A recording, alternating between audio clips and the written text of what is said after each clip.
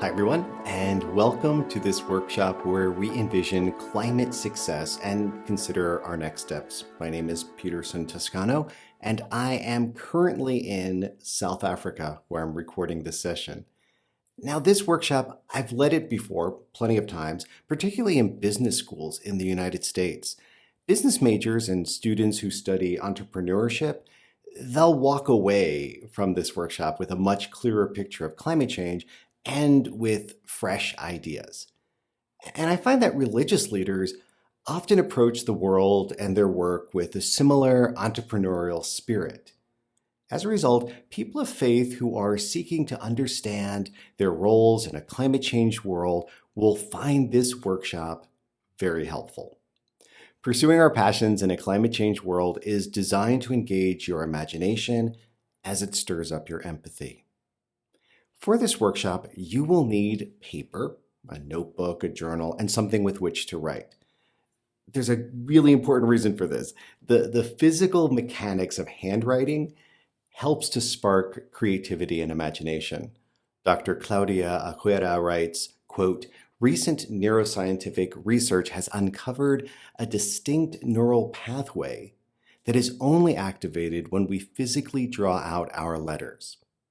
If you need to grab paper and a writing implement, feel free to stop the video.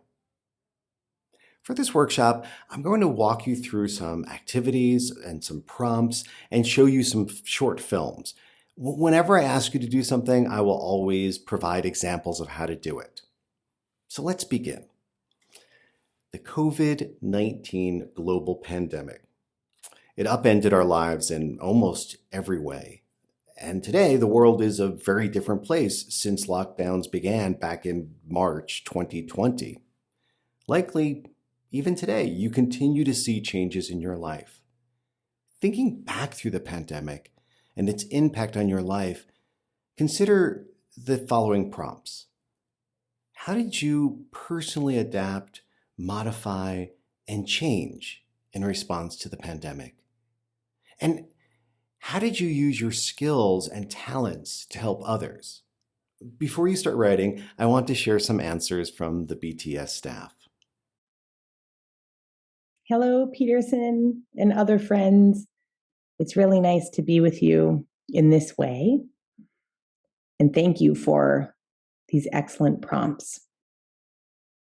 I'm Nicole Dieroff, pronouns she, her, and I serve as program director at the BTS Center.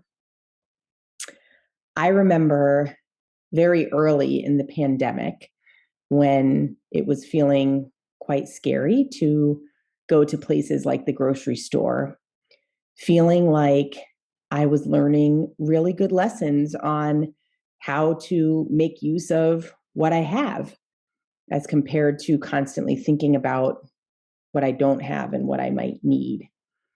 So, for example, that meant opening up the pantry and seeing what was in there and what I could make out of what I had, as compared to just constantly jotting things down on a list for the grocery store. Using my skills during the pandemic and drawing on what I already had. I love thinking about how people gather and setting agendas. And so that came into play in particular when my grandmother died rather early in the pandemic, and any sort of gathering in person was just totally out of the question. So some of my family members asked me to help create something to honor her life on Zoom in a gathering online. And I brought my very best energy to helping something happen that was meaningful for our family. In terms of my work, I'm so glad I had already lots and lots of experience working from home and online. That transition really wasn't hard at all. It was frustrating and sometimes sad too, to move events and workshops and even one-on-one meetings to an all virtual format. But I also found I could engage people at a much greater distance and with a lot of ease in online formats. So there were lots of silver linings in the work world. But I truly missed having informal face to face time with friends. That was hard. I tried to compensate by organizing the delivery of food and other supplies for those who really couldn't or shouldn't go out, at least before the vaccinations were available. I did a lot of grocery shopping for others and tracking of the news, trying to keep elders in my life up to date about what the protocols were and how to get good, accurate information. I also helped my congregation move their services online quickly, using the skills I had developed in other areas of my work. And 18 months later, they're still using that material I created for them in the very first days of the pandemic. So here's the prompt. How did you personally adapt, modify, and change in response to the pandemic? And how did you use your skills and talents to help others? Please stop your video and give yourself time to think and write down your answers. And if you're doing the workshop with the group, share your responses with the whole group or break into smaller groups.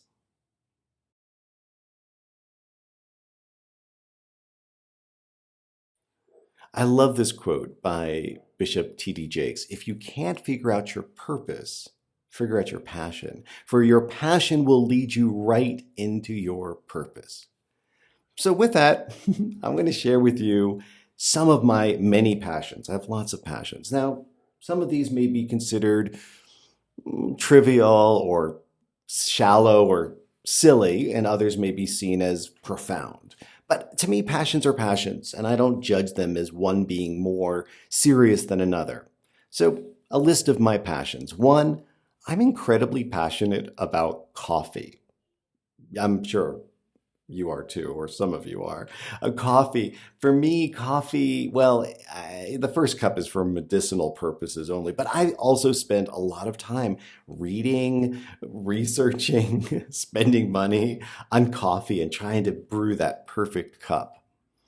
I also have a real passion for typewriters, manual typewriters. It started when I inherited my mom's typewriter, Royal Quiet Deluxe, and somehow I amassed a small collection. I love them, and I'm missing them right now because they're in storage as I'm away. Another passion I have is hospitality. I love to have people over for meals, to cook something special for them. If we have a guest coming, I like to, make the room all nice and tidy and, with little flowers besides the bed. Hospitality is very big, and I definitely got that value and that practice from my family. Another passion of mine is storytelling on stage, through radio, through TikTok. I love telling stories. And finally, another passion I have is for youth homelessness issues, particularly homeless youth who are lesbian, gay, bisexual, transgender, and queer. So those are just some of many of my passions. I asked BTS colleagues to share some of their passions with you. Here are a few of my passions. Friendships, particularly women friendships. And I love to pull together or create groups of women to study or read or celebrate, organize. Women's groups have been my go-to for years. Rituals. I love to design and offer rituals for healing, for honoring the passage of time, the seasons, or the passing of people. Walking and talking. There's not much better than going out for a long walk in the afternoon, just with my own thoughts or in the company of a good friend. Gardens. I love to grow and harvest vegetables and fruit. And beachcombing. Walking the beach, seeing what the tide has stranded with the sound and the smell of the ocean or the bay. Let me share with you some of my passions. First, journaling. This orange book right here represents a practice that I've held for many, many years. My calendar is on one side. I still use old-fashioned writing out my calendar. And On the other side is my journal and reflections and wonderings, appreciations, offboarding challenges, all of those things. That's one passion of mine, reflection, journaling. Second, I really love photography. I love appreciating amazing photographers. I love taking pictures in a hobbyist way. And I love crafting photo books for my family, putting together images in a way that I find more and more sort of helps make meaning of our shared life. I also love animals. You can hear my doggie in the background.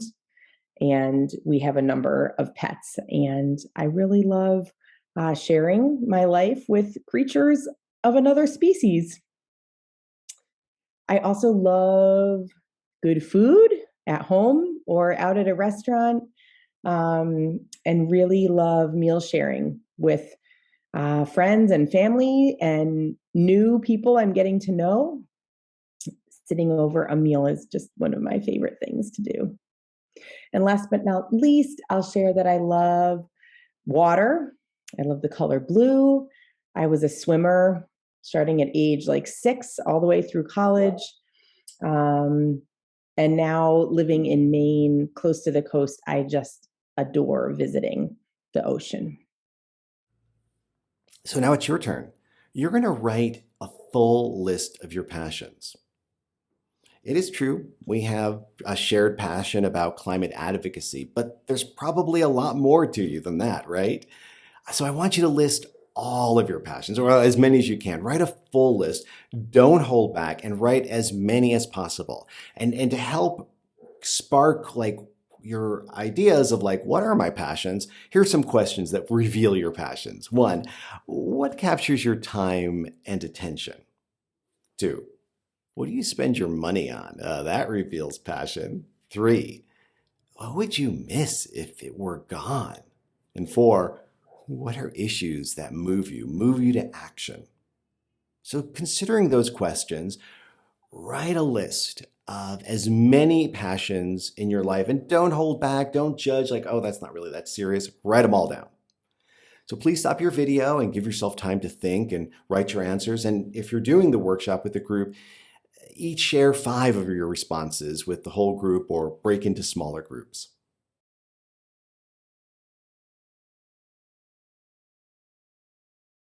So many passions in our lives. I want to go a little bit deeper though with one of my passions. It's my passion for homeless youth who are lesbian, gay, bisexual, transgender, queer, or LGBTQ. Now, first I'm going to show you a video about youth homelessness. It's under 5 minutes. My name is Kellen. I'm 19. I like reading. I like going to like art museums in the city and painting or drawing. I had moved out of my parents' house because I was seeing a doctor who confided in him, and then he told my parents under permission, and things were just really tense and there was a lot of yelling. It felt like the right time to leave. It was hard being out of my parents' house because I've lived with them my entire life, and that was the first time that I was like on my own. It was also like difficult hopping around and sleeping on people's couches, not having a stable place to be in. So I came here through the suggestion of a friend.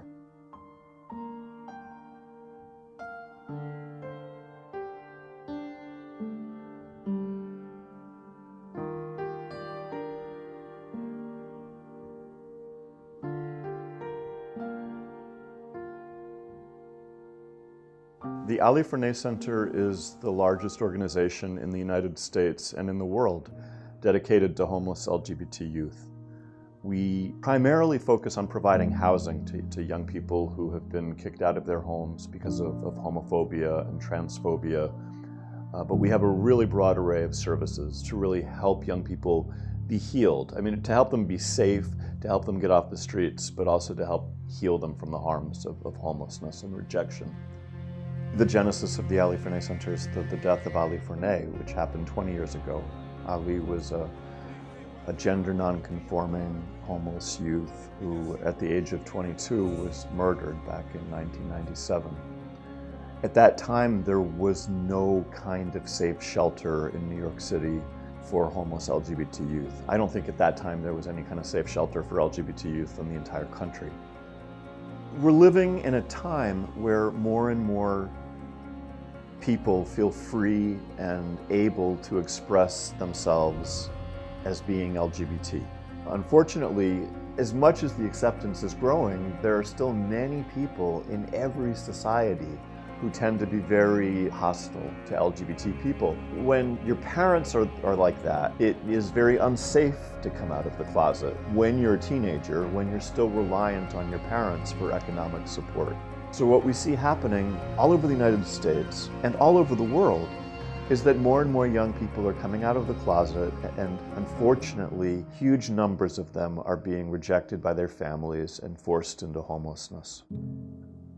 The LA Forney Center has helped me a lot with housing and employment, and I'm definitely a lot happier now than I was a year ago. I'm in a much better place. Hopefully in the future, I'll have either be in college or graduated already. My #1 career goal is to be a curator at a museum in the city, so you have to go to college for that.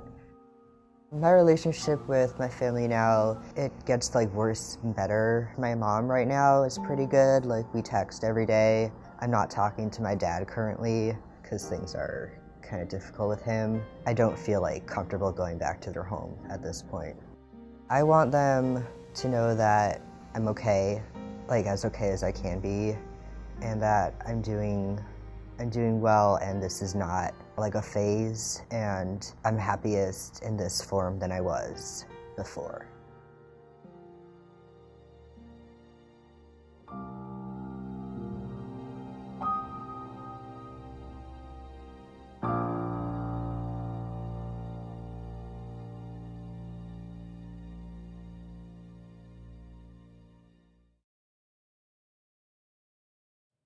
So I have this passion for LGBTQ youth, but I'm also aware that they struggle on the streets, like all homeless people and unhoused people. But they have an extra burden because many of them avoid shelters because they've had very bad experiences at shelters.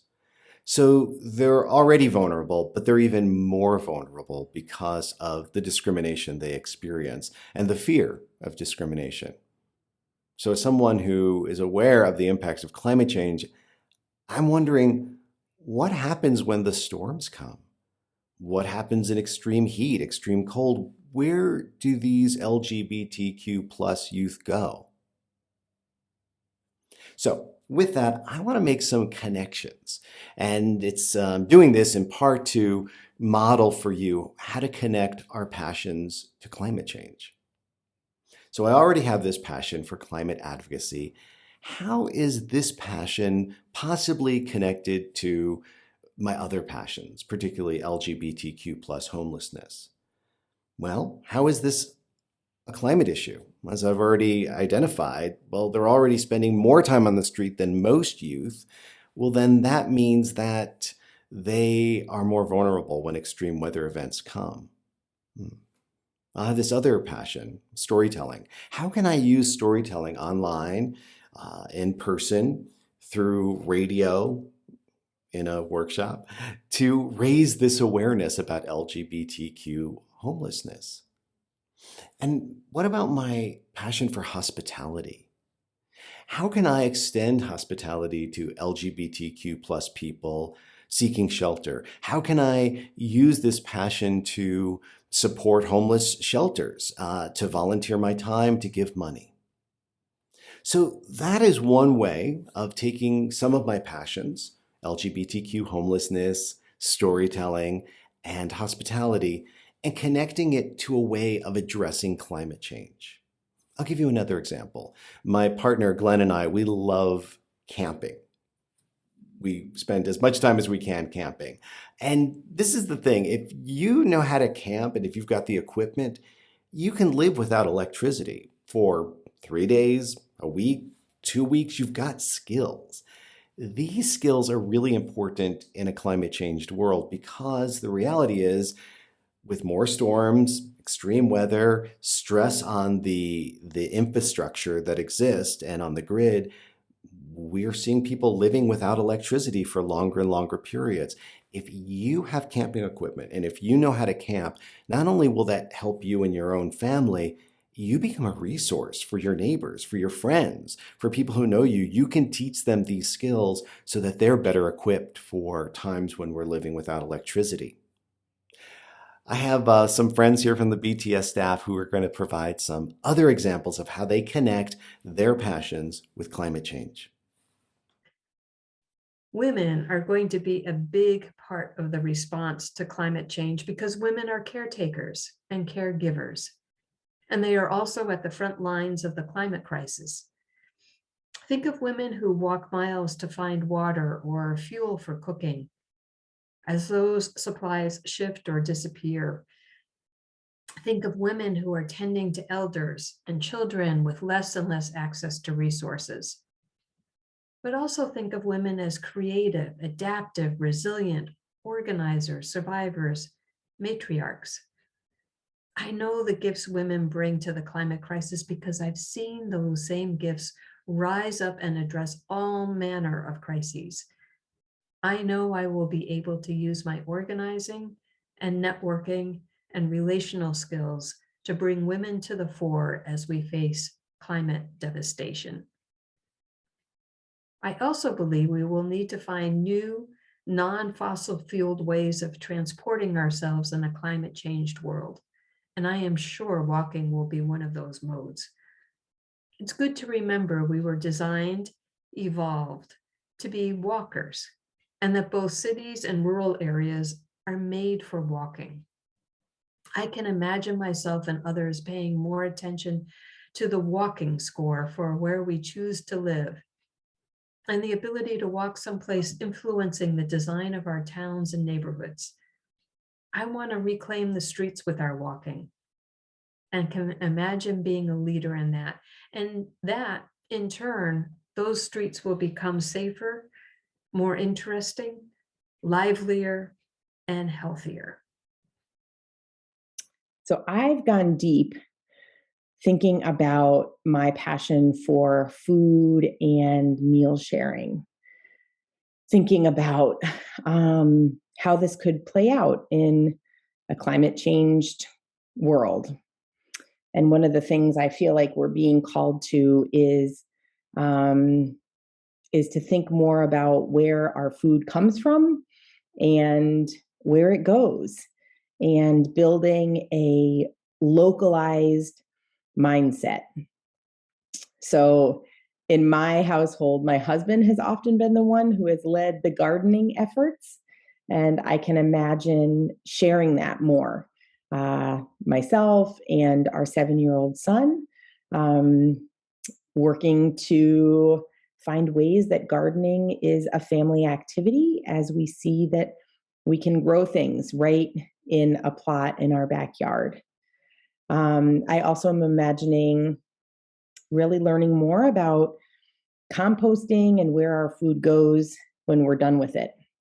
I think it's really easy to just throw things in the trash and know that the trash is coming later in the week and not really think about it more than that. But trying to remember that all of that needs to go somewhere, and thinking about whether there are ways to put that good compost back into our system of growth.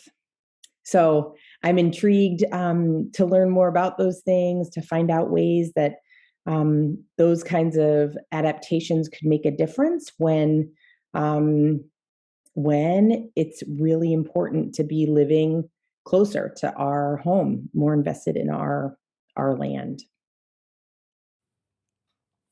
And now it's time for you to make these connections. Many of our passions are obviously affected by climate change. That's what we're fighting for, to protect these things. But our passions can also be tools to help us to adapt, to be resilient, to look after each other, much like we did during the COVID-19 pandemic. So here is your prompt. Looking at your list of passions, I want you to choose one or two of these passions. How can you use one or more of your passions to help your community address climate change or to protect a person, place, or thing that you love? How can you use your passions to adapt to extreme weather and other climate impacts? Now, I want you to avoid really large general passions like world peace or mitigating climate change. Smaller passions will work better for this, and like very specific local, like think locally for this, and that will really help you.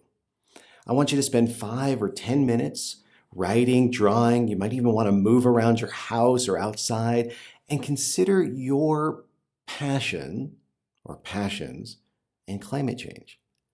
Also consider how other passions might connect to these. Please stop your video and give yourself time to think and write down your answers. If you're doing the workshop with a group, once you're done reflecting, share your responses with the whole group or break into smaller groups.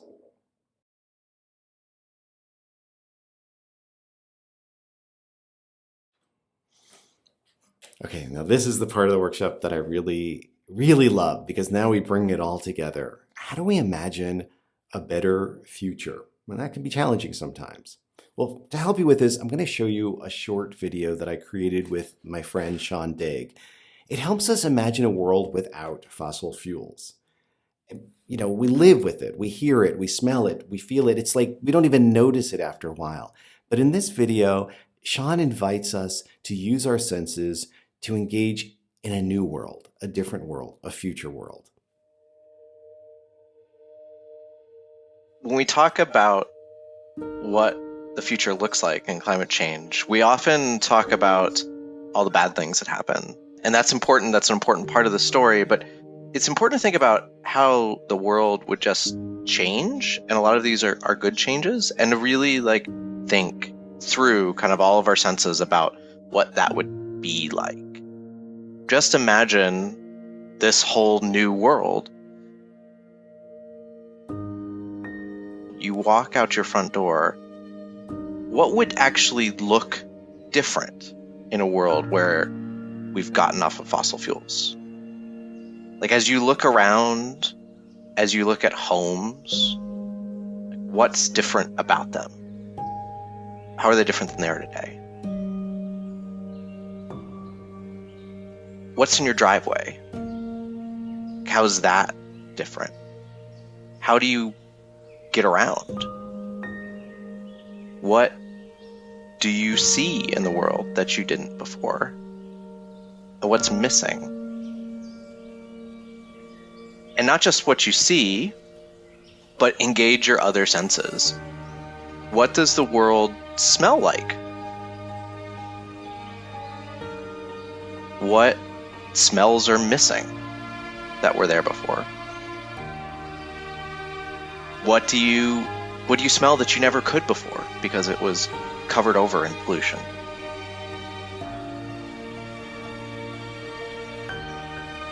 What does the world sound like? What does your street sound like? How is that different than it was before? What new things are you hearing in your yard, on your front door, in your neighborhood? You know, what do things feel like when you touch them, right? We used to have light bulbs that changing a light bulb would burn your hands, and we don't anymore. Just everyday objects in our homes, outside, how do they feel different? How does just walking along the street feel different?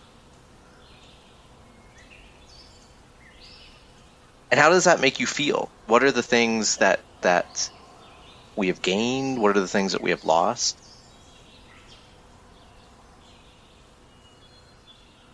Just imagine this whole new world. Because if we can't imagine this world, we can't create it.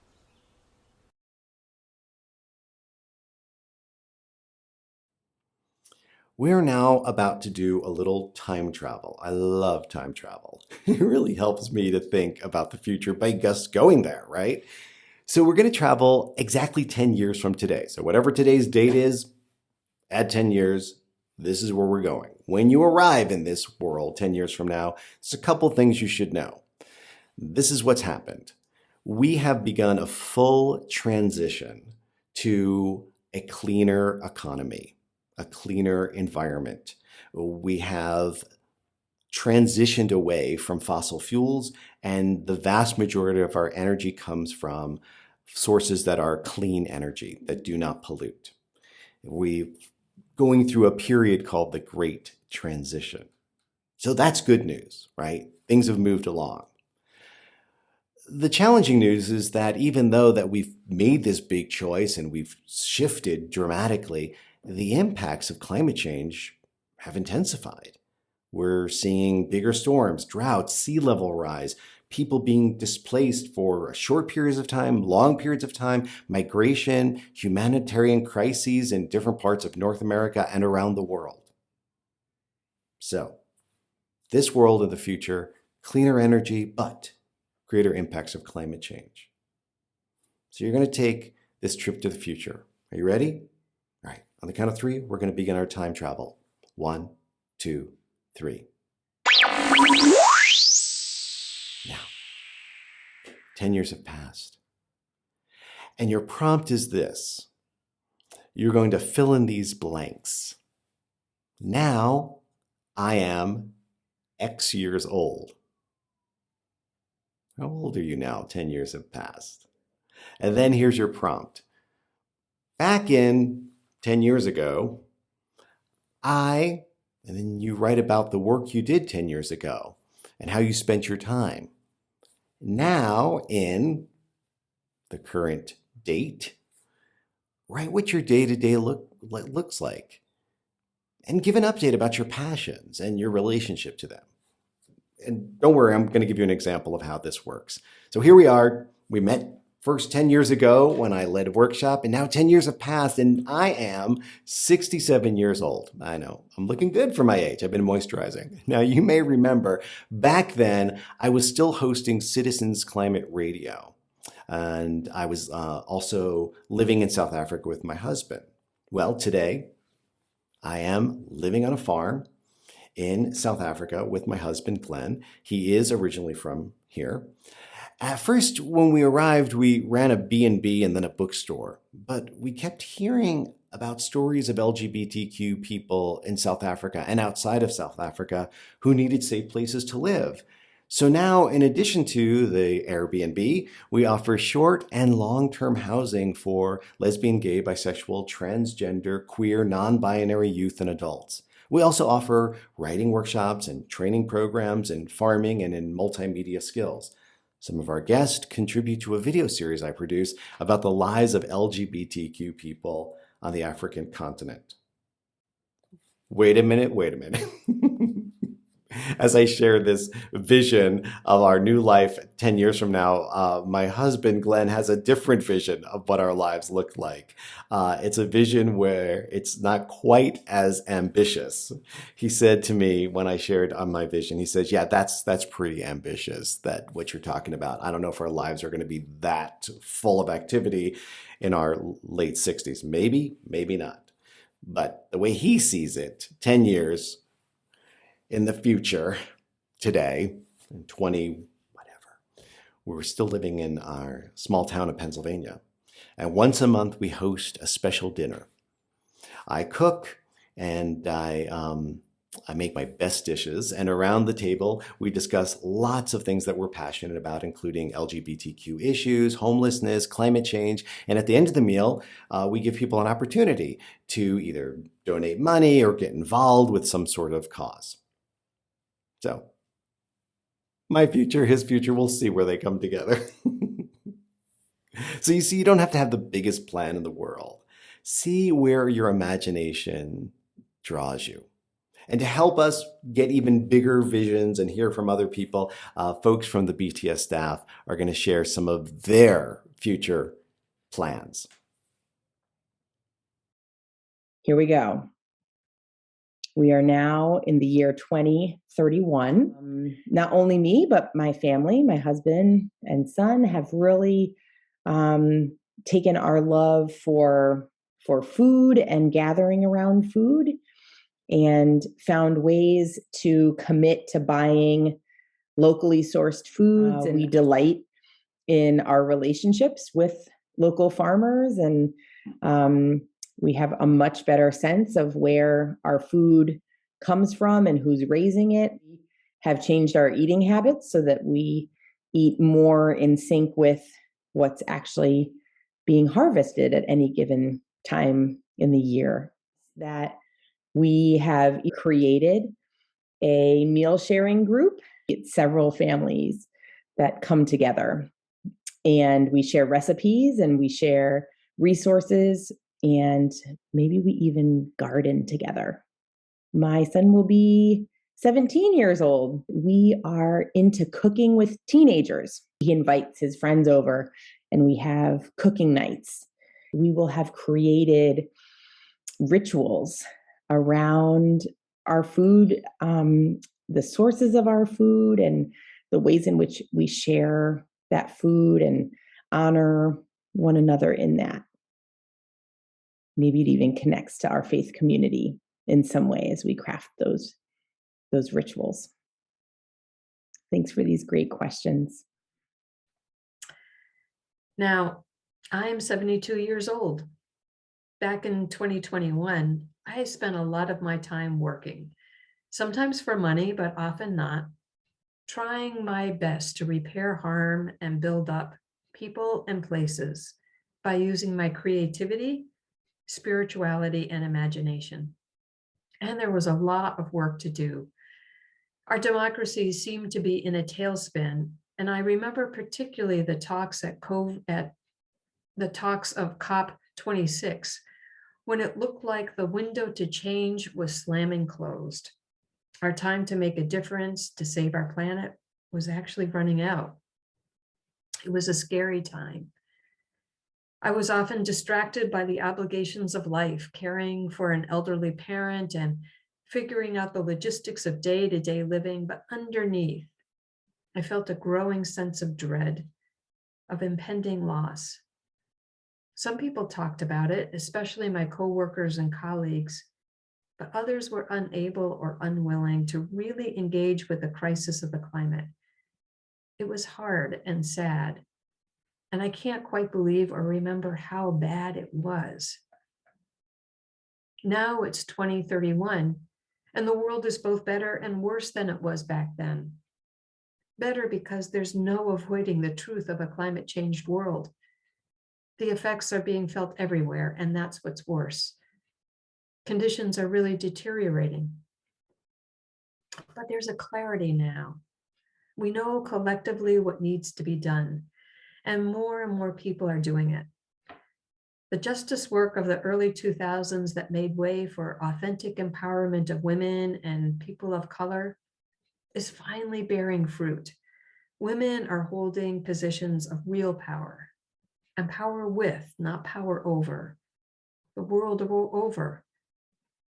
I've loved organizing on the local level and helping women and girls of all ages see themselves as leaders in their communities, ready to take risks and take charge too. And the walking, well, they say I don't look my age, but I attribute that to all the walking I can do now that there are so many fewer cars on the road. It's less dangerous. I know my neighbors more than I ever did when we were shunting back and forth in little car capsules. And every day I get to smell air that is cleaner and fill my lungs with air that is clearer. Walkers in my town outnumber joggers. And if there's a group of them in the street, the SUVs have no choice but to putter along behind them. It's like a bus trying to get past a flock of sheep filling a country lane. And because more people are on the streets, there's more conversations happening. People pause, exchange a few words, and the differences we still hold are for a moment on pause. All right. So take time and sit with this prompt. I'm going to put it on the screen for you. Let your imagination run wild. We're in the future. 10 years have passed. You're X amount of years old. Back 10 years ago, you did what? Now, in this year, what does your day-to-day look like? And give us an update about your passions and your relationships to them. Please stop your video and give yourself time to think and write down your answers, dream, imagine, dive in. If you're doing the workshop with a group, you can then share your responses with the whole group or break into smaller groups.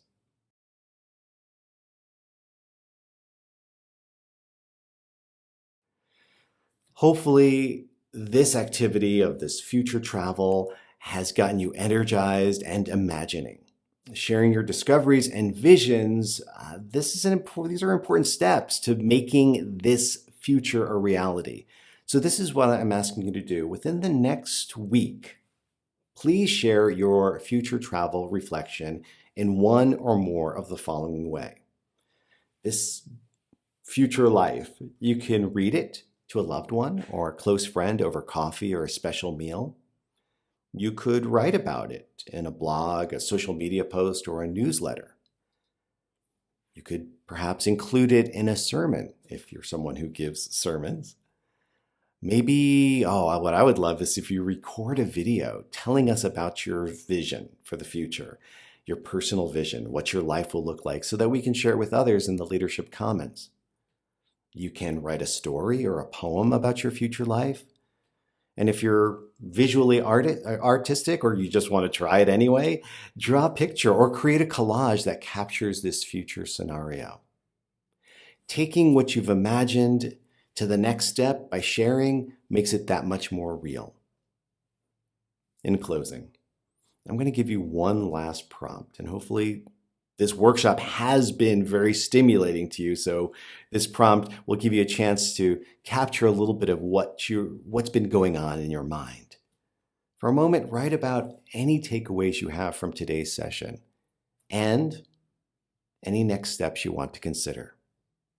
Please stop your video and give yourself time to think and write down your answers. If you're doing the workshop with a group, feel free to share your responses with the whole group or in smaller groups.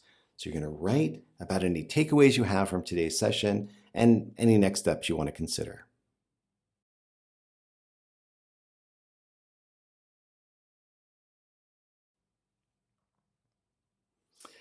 Thank you so much for taking this time to reflect about your life, your passions, and your role in a climate change world. I appreciate you taking the time, the effort, the thought, the energy to imagine. It takes work.